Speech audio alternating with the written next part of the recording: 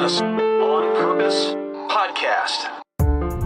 My team is always telling me how busy they are. Busy, but hey, how you doing? I'm busy. When in reality, I think they're really distracted. Hey, it's Scott Beebe with the Business on Purpose podcast, and it's time to be liberated from the chaos of working your business. And we're here to set you up to let your business burn. LetYourBusinessBurn.com, my new book that's just come out.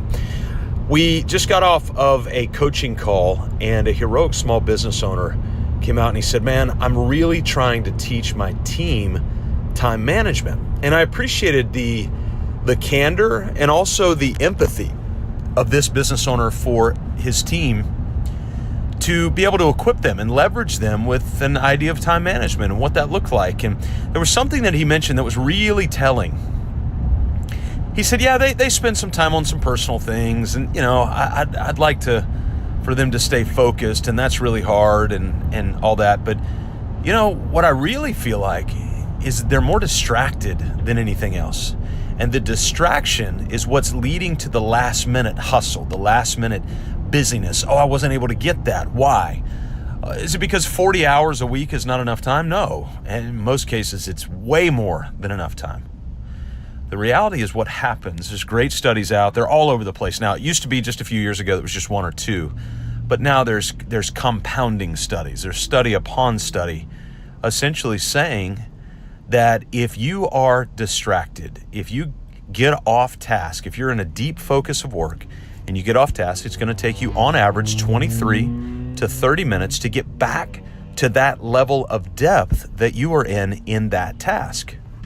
So I want you to think about this. Text message comes in, notification, ding, you're off task. Now add 23 minutes to that. Now do that over and over and over and over and over, and every ding, every ping, every visual notification that pops up, boom, knocks you off task. And we wonder why we're, and I'm using air quotes, busy. When in reality, I think we're distracted. So there's a couple of things that I want to offer, and they're going to take some courage. You're going to get made fun of. That's okay.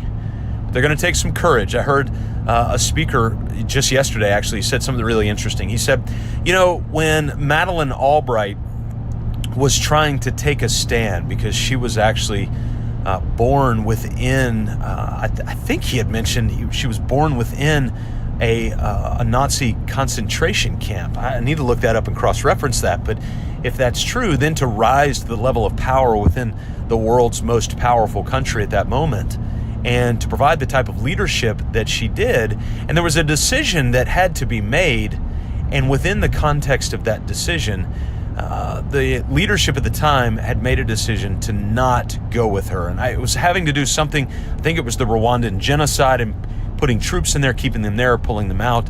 And she had a tough decision basically to say, I think I ought to resign. She didn't, but I think I ought to resign. And she was asked later, why didn't you resign? She said, I just didn't know if it would have made a difference. And this guy made this powerful metaphor. He said, when one little rock sits in the middle of a rushing river, that one little rock causes thousands of gallons of water to change direction. Does it cause the whole river?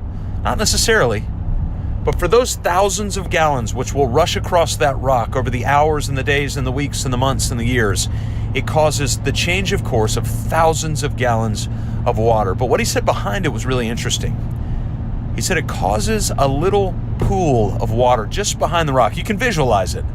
If you ever been into a whitewater river or something like that, around that rock is not only kind of a calm pool of water, just a small pool of water, but that water is actually below the level of all of the other water around it.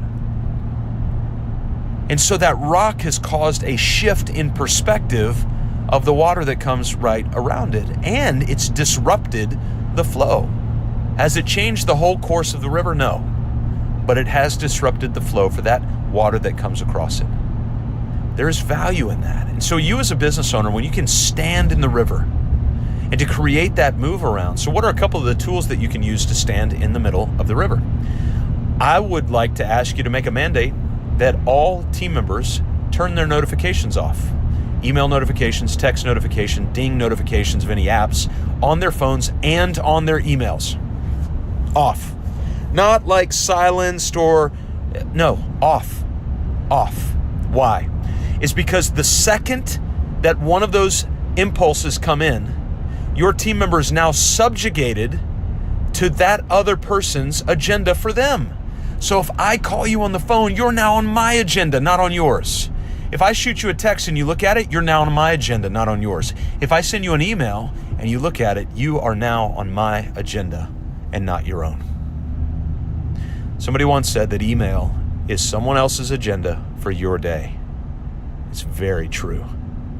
I don't want you to be on somebody else's agenda for your day. I want you to be on the agenda that you need to have in order to serve customers well, in order to serve team members well, not to serve the feeling we get when we feel like we're busy, not that feeling. And so you have to remember the place you hold within your business. When the owner speaks, a lot of people typically listen, and the words that you say matter.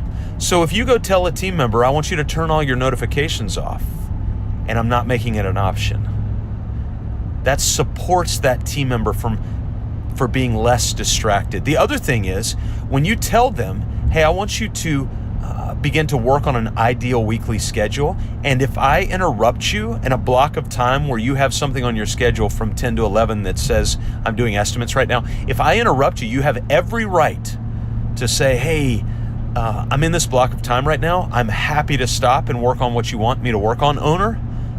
Is that more important to you right now? And at that moment, owner, you've got an opportunity to make a statement and say, you know what? You keep working on that. That's your priority. Come chat with me the next free block of time that you've got. Wow. So how do you help them learn time management? You set the tone. You help set the boundaries, not in a way to micromanage or any of that, but in a way that's freeing. Remember, basketball boundaries, soccer boundaries, football boundaries, those are freeing. Having those boundaries in place allow athletes to rise to this incredible athleticism within the context of those boundaries. But if there were no boundaries, then there's no game. Boundaries offer freedom, and you as the owner have the opportunity to embed that into your team. Of course, it all starts with vision, mybusinessonpurpose.com/vision. And we've got the whole thing written out. And letyourbusinessburn.com. Letyourbusinessburn.com. See you next time right here on the Business on Purpose podcast.